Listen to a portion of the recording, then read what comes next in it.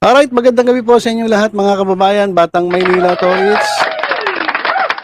Meron akong cellphone dito sa harapan ko kasi meron tayong pag-uusapan kasi si Lolit Solis mga kababayan ay na-interview. In-interview siya kung ano masasabi niya tungkol sa issue ni Dominic Roque at ni Nanay Christy Fermin. At eto, diretso na tayo, pakinggan natin. Hindi ko papakita yung video, baka alam niyo na, baka makapiright tayo. Pakinggan na lang natin yung usapan, yung tanong at yung sagot ni Lolit Solis. At mag-comment kayo mga kababayan kung kayo ba'y agree sa sinasabi ni Lolit Solis o hindi. Kasi may mga nakita ko rito. Kasi napanood ko na 'to eh. Gusto ko nga lang share sa inyo. Meron akong mga narinig kay Lolit Solis na okay naman yung iba, pero yung iba hindi ako agree. Alright, so ito, diretso na tayo. Pakinggan natin si Lolit Solis. Ay, Kilala ka si Chris Roque. kilala ko si Chris Roque. Pero ngayon ang feeling mo na parang aabot sa may mga lawyer na and everything. Limandaan naman yan. It's not worth it eh. Pagka hindi Siguro pag talagang kaaway ko yung magdidemanda sa akin, okay lang sa akin. Pero kung wala naman kaming naging relationship, tapos madidemanda lang ako, dahil sa sinulat, parang it's not worth it.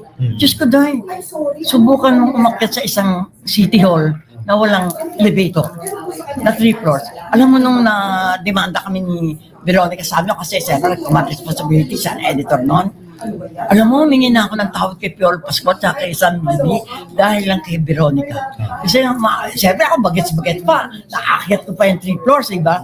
Si Veronica, every floor, para mamandided na. Sabi ko, Diyos ko, hingi na ako ng tawad para matapos na itong kaso na ito. Diba? It's not worth it eh. Pagka hindi mo pero kung talaga may personal na galit ka, sige, demanda mo ako kasi nilabas ko yung emosyon ko. Pero kung wala, no. So, tingin mo may personal galit si ano? Hindi, ewan ko sa kanya. Kasi hindi ko maalam kung ano niya, di ba? Kung niya siya di ba? Pero kung ako kasi, pag yung artista, wala naman akong dapat igagalit sa kanya, o dapat Pinapalapas mo na lang. Okay lang. Tsaka alam mo, pag Pasko, mas masarap, marami ka kaibigan. Alright, so sabi ni Lolit Solis, kung dumating daw sa dimandahan yung usapin kay Christy Fermin at ito kay Dominic Roque, sabi raw it's not worth it daw. Kasi hinalimbawa niya yun yung nangyari sa kanila nung sila dinimanda sila ng manager ni Sam Milby at ni Piolo Pascual. Hindi ko lang alam yung storya nun, pero sigurado yung issue, di ba? Na-issue naman yung dalawa na may relasyon yung dalawa eh. Di ba? Kumalat yung kwento na medyo raw tong dalawa, may relasyon kasi babading-bading daw. Hindi ko alam kung sino sa kanila. Yun siguro yung issue, kaya na-demanda ito si Lolit Solis. At pati yung kanyang editor na damay. At base sa kwento ni Lolit Solis, siguro matanda na yung editor. At syempre kapag na-demanda ka, attend ka ng hearing. So ilang beses sila pabalik-balik dyan sa City Hall ng Maynila. Malamang sa Manila Regional Trial Court yun. So pabalik-balik sila. Hanggang 3rd floor yung yung kwarto, yung korte. So hirap daw sila umakyat, lalong-lalo na yung Veronica na yung editor. So dahil nga doon sa hirap na yung Veronica, napilitan siyang humingi na lang ng sorry kina Sam Milby at Piolo Pascual para matapos na yung kaso. Kasi sabi nga niya it's not worth it. Baka hindi naman niya kaaway talaga yung yung nagreklamo, di ba? Kaya lang naman na-demanda siya kasi nga meron siyang isinulat na nasaktan ata itong nasaktan itong mga involved. So ang sabi niya, hingi na lang ako ng sorry. Kaysa lumala pa itong problemang ito. At nung nag-sorry siya, ayun, di natapos yung kaso. So parang ganun yung sinasuggest niya kay Nanay Christy Fermin. It's not worth it. Kasi kapag na-demanda ka, nakakapagod yan. Hassle yan. Pupunta-punta ka sa korte, attend ka ng hearing, magastos, kuha ka ng abogado.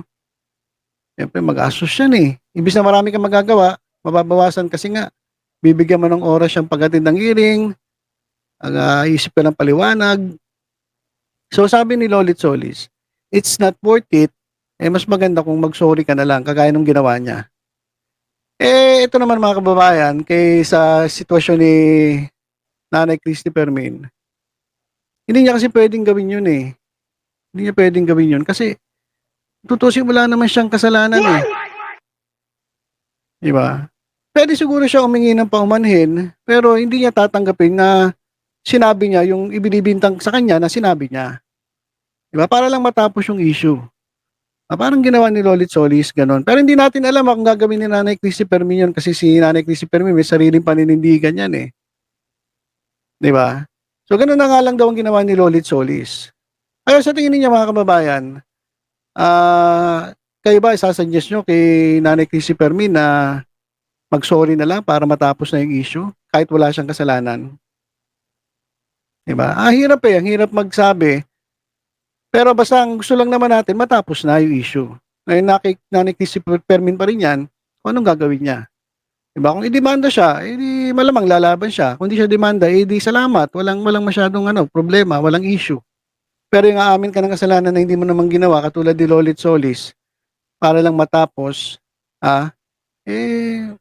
nasa tao yan kung gagawin niya o hindi. Diba? Saka ito mga kababayan, ito pa yung dahilan kaya inamin niya mga kababayan eh. Kaya siya nagsorry kay Piolo Pascual at kay Sam Milby. Dahil may gift kang matatanggap. O ano man sabi mo sa mga nauunang maglabas ng balita, sa mga tunay na... Ayan, hindi na natin masyadong narinig. Pero sabi niya, mas maganda raw yung wala ka ng kaaway kasi pagdating ng Pasko raw, marami kang gift. Marami ka daw matatanggap na pamasko sa mga kaibigan mo mga artista kapag Pasko. Kaya mas maganda wala kang kaaway, kaya mag-sorry ka na lang daw. So, ito siguro yung dahilan niya kaya nag-sorry. Sinabi niya lang na, kasi napapagod na yung kasama ko kakaakyat dun sa 3rd floor eh. Pero yun talaga yung dahilan. Gusto niya marami siyang gift sa Pasko. Talaga ka. Si Nanay Christy naman hindi naman to naghahangad ng tumanggap ng gift, di ba? Ang alam ko, mas marami siyang nabibigyan. Mas gusto niyang magbigay kaysa tumanggap. Kaya nga, alam mo, nagigilty nga ako minsan. Alaman lang akong naibigay kasi ang hirap kasi mag-isip na ibibigay sa isang tao na alam mo na nasa kanya na lahat. Di ba? Pero meron akong naisip. Gulatin ko na lang yan si Nanay Christy. Alam ko naman syempre nag-imbestiga tayo kung anong gusto niya. Yung, kasi kahit maliit na bagay, alam ko, masisihan siya eh. Yung importante material na bagay eh. Diba, importante yung tawag doon, yung puso nung nagbigay, yung talagang buong puso mong ibinigay.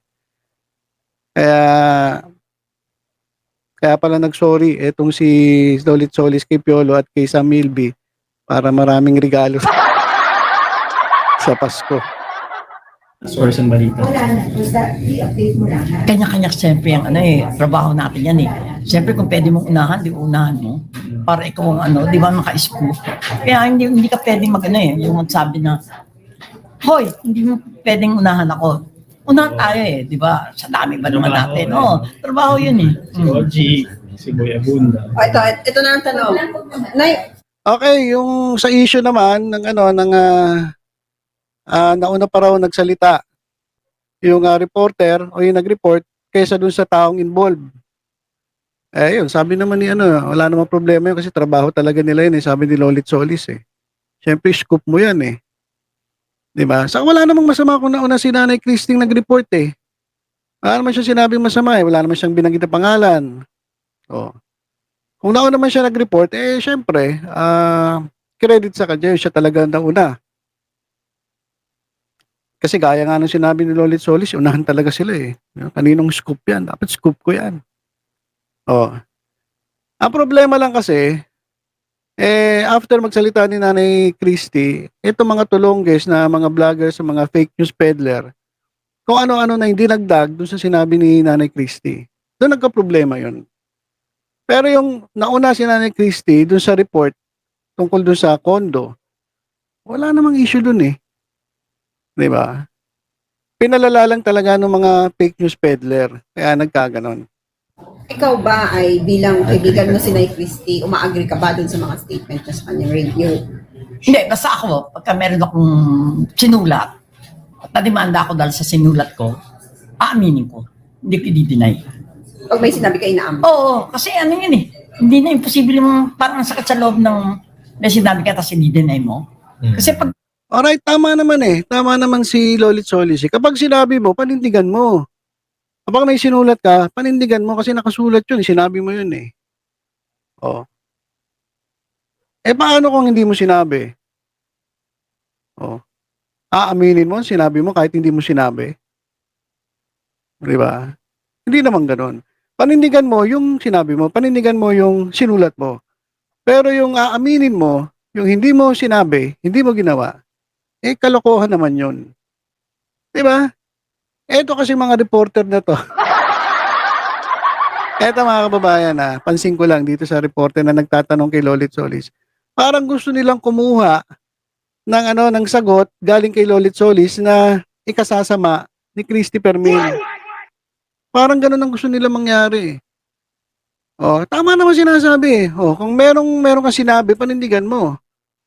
Oh, pinanindigan naman ni Nanay Christy yung sinasabi niya. Sabi nga niya, kung sinabi ko to, paninindigan ko yan, sinabi ko yan. Pero kung hindi ko naman sinabi, ba't ko sasabihin na ba't ko aaminin? To longest? Di ba? Tama naman eh. Ito lang mga reporter na to, parang pansin ko eh. Gusto makakuha ng negative na na sagot na pagkatapos ng interview ito biyabalitaan nila. Si Lolit Solis tinitira sa Christopher. Di ba? Ganun ang diskarte na itong ibang reporters dito eh. Kaya yung mga tanong nila kala nila makakuha sila ng mga sagot na kontra kay Christopher Min, kaso hindi naman eh, di ba? Wala tayong naririnig eh. pag sinabi mo, panindigan mo. Oo, di ba? Ganun dapat. Sinabi ng lawyer, ididemanda ka. Di ba lagi kami nag-aaway na Atty. Malaya? Gaya nung sinabi kong guilty ako, parang kamuntik na sa mag-resign sa akin. Oo, di ba? Di ba, inadmit kong guilty ako na talagang nag-scam ako. Ako kamuntik na si attorney ha. Kamuntik ako iwanan doon sa cover. Nakakabalik na maging bulaklak ng city jail. Kaya naman pala umamin guilty. Kaya umamin si Lolit Solis kasi guilty pala ginawa pala niya eh. Alam niya nang scam pala siya eh. So, dapat lang aminin mo. Kasi huling-huli ka na ng scam ka. Pero yung hindi ka naman nagsalita, wala kang binanggit, ba't mo aminin? Di ba? Ano pa nga, yung mga kinabahan ako. Hindi talaga, alam mo, naka-guilty lang talaga sa akin noon. Talaga hindi ko matanggap talaga yung nakita ko talaga hinalinar si Veronica Sanyo. Diyos ko, ang hirap umakit ng 3 floors na walang escalator, no? Manila City Hall yan. Oo, Manila City Hall yun, no? Sana naayos na nila, no? Kaloka yun, no? May press conference sa Sabado eh. Oo nga. Kaya nga naloka ako. Dun, magkakaroon ng press ko sa City Hall pa. Sana ayos na yung elevator. Pero hindi ka naman naniniwala na walang freedom of the press or freedom Ay, hindi. Alam mo tayo naman. Meron bang boundary ang freedom of the press? May boundary din, conforme sa'yo, di ba? Like ikaw ba mahilig ka ma-personal, di ba? Oo, di ba? Hindi. Yun na nga. Sabi ko, basta personally, may relationship ka dun sa oo, nasa iyo yun, di ba? Pero kung hindi ko naman kilala, para madimanda ako, ayoko, no? It's not worth it. Pangbayad lang sa abogado, ang laki ng aanin mo, di ba? Kaya hindi ka sumausaw dito sa ganyan ni Ayoko sumisaw sa Dominic. Kasi, ganyan. Kilala mo ba si kasi kahit Dominic? in-interview ka namin, parang Kilala mo ba dead si- maka lang. Hindi ko nga kilala si Dominic, no? Hindi mo siya nakita ever? Ewan ko kung nakita ko siya, pero hindi ko siya Napanood kilala. mo siya sa teleserye o sa pelikula. Meron ba siyang teleserye? Meron ba siya? Ano? Talaga? Dati, Oo. mga Dati, yung tamako. mga So wala talaga, hindi siya Hindi, pumapasok hindi sa'yo. kami nag-ano. Hindi kami So, hindi siya nag-ano. pumasok sa sistema mo. Oo. Sa awareness mo. Kaya nga. Sana may Ito pa. Pero yun Lolit Solis hindi kilala si Dominic Roque. Diba, tinatanong kahit saan, di mo nakita, teleserye, pelikula, wala. Hindi kasi kilala eh. Ibig sabihin, hindi sikat. Diba? Kumbaga, huyo. Sino ba yan? Dominic Roque na yan, pinag-uusapan na yan. Hindi ko nga kilala yan, hindi ko pa nga ata nakita yan, sabi ni Lolit Solis. So, hindi ka sikat. Yun lang.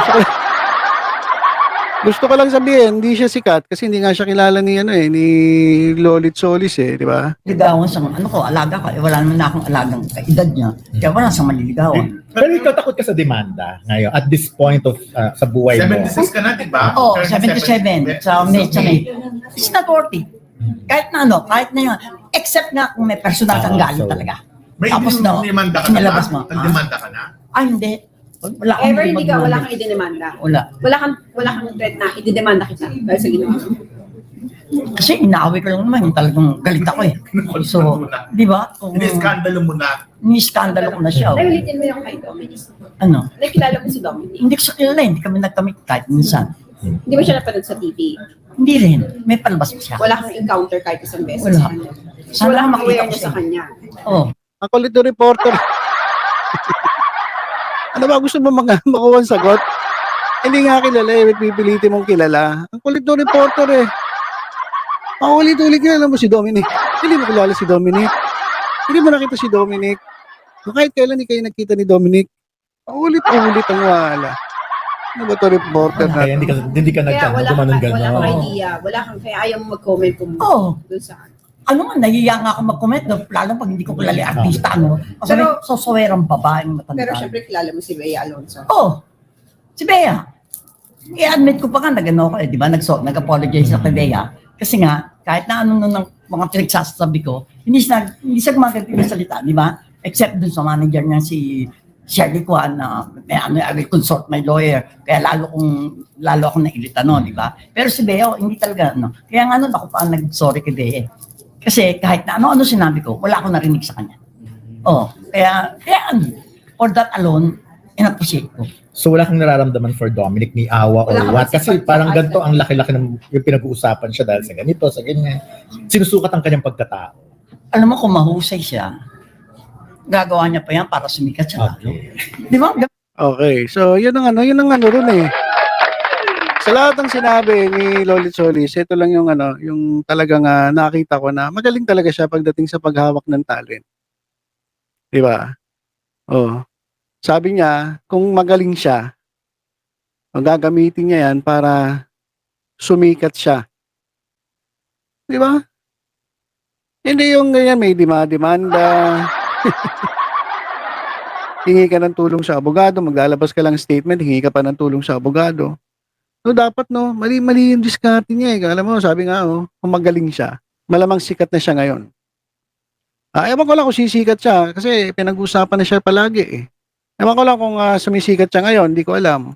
Pero siguro mas sisikat siya kung walang ganto-ganto na nangyari, walang demandahan at dapat tumayo na lang. Umpisa pa lang dapat nagsalita na siya di ba? Hindi totoo yung sinasabi mo, Nanay Christy, mag-usap tayo. Kapag napatunayan niya na gano'n na hindi totoo, baka tulungan pa siya ni Nanay Christy. Actually, ngayon nga lang sumisikat siya dahil sa issue ni Nanay Christy sa kanya Diba, dapat magpasalamat pa nga kay Nanay Christy to Kaso ngayon, kasi ang problema naman, sa tingin ko mga kababayan hindi naman si Dominic ang talagang nagpupursiging magdemanda. Kung sakali may demanda, ang nagpupursige yung mga apektado dyan sa Gedli. Ay, yung mga napagkamalang mga Darna. Ayun lang naman ng nagagalit tutuloy natin. Ito maganda yung maganda yung sinabi ni Lolit Di ba? Ganon. This is your time. Yeah, Oo. shine. Ginagaan mo. Sayang, pa-interview niya sa atin. Kaya nga, hindi. Naku, kung ako siya talaga, gamitin ko talaga to. Ayun na. Oo, siyang man of the hour. Correct. Naku, day. Ay, hindi siya. Ayan mga kababayan. Ayun lang interview kay Lolit Solis. At kung talagang magaling nga si Dominic, no? Mali kasi diskarte niya, dapat din siya kumuha ng abogado. Tapos talaga nagpakita siya. Total, naman siya, public figure naman siya, pakinggan naman siya ng tao. Kinakailangan pa ba kailangan ng abogado para magsalita? Hindi na. Kung humarap siya, pinakita niya na yung kanyang personality ay talagang matibay. Diba, hindi siya mahina, malakas yung kanyang personality. Sigurado sikat na siya. So yung sabi ni Lolit, diba, dapat ginamit mo. Gamitin mo. Huwag ka magpabuyo dyan sa ilan na alam naman natin may mga ibang dahilan kaya pinag-iinitan si Nanay Christy. Alam naman natin yung issue ng Itbulaga sa kanang tape. Pwedeng issue yan pwedeng dagdag yan sa dahilan kaya nagpupumilit sila na ganyan. May mga legal, may mga abogado. Pero kung kay Dominic Roque lang, pinakamaganda talaga. Gamitin mo yan para sumikat ka. Di ba? Gawin mo, magpa-interview ka, huwag kang tago ng tago. Sabi nga ng reporter dito, sana na-interview natin si Dominic Roque. Tapos pag na-interview ka, Mr. Dominic Roque, huwag ka na masyadong pa-victim. Kumbaga mag-real talk ka, real talk. Kasi mas gusto ng tao yung real talk eh. Hindi yung parang pa-victim ka masyado o may sisisihin kang ibang tao. Di ba? Dapat tumayo ka o makisig, di ba? Ganun yung mga artistang gusto ng tao eh. Kahit binabato ng mga kung ano-ano, naninindigan, di ba? Naninindigan doon sa nangyayari. Di ba? Naninindigan siya sa mga ginagawa niya. Ginawa ko to eh. Gusto ko to eh. Di ba? Oh. So, ayun lang mga kababayan. Sana may natutunan kayo. Dito kay Lolit Solis. Ang ano ko lang naman dito kaya naman pala inaamin niya yung kasalanan kahit di niya kasalanan, gusto niya maraming gift sa Pasko. Pero yun, magaling talaga siyang humawak ng talent kasi alam niya yung diskarte, di ba? Gamitin mo to, Dominic. Gamitin mo tong panahon na pinag-uusapan ka. Yung ayun ang mali, maling move eh. Para sa akin, mali yung move ng nag-abogado ka pa. Dapat tumayo ka na lang, public figure ka, pahiking ka naman ng tao eh. Di ba? Iwanan mo na yung mga yan. Mas maganda yung magsalita ka, ikaw lang. Walang tao sa Gedli, walang gumaganyan sa'yo sa Gedli. may bumubulong-bulong sa'yo sa Gedli. Huwag na yun. Tayo ka sarili mo. Baka sumikat ka pa. Di ba? So, ilang mga kababayan, tutok-tutok lang sa Batang Maynila to. Sa iba pang updates, ingat po tayong lahat. God bless po.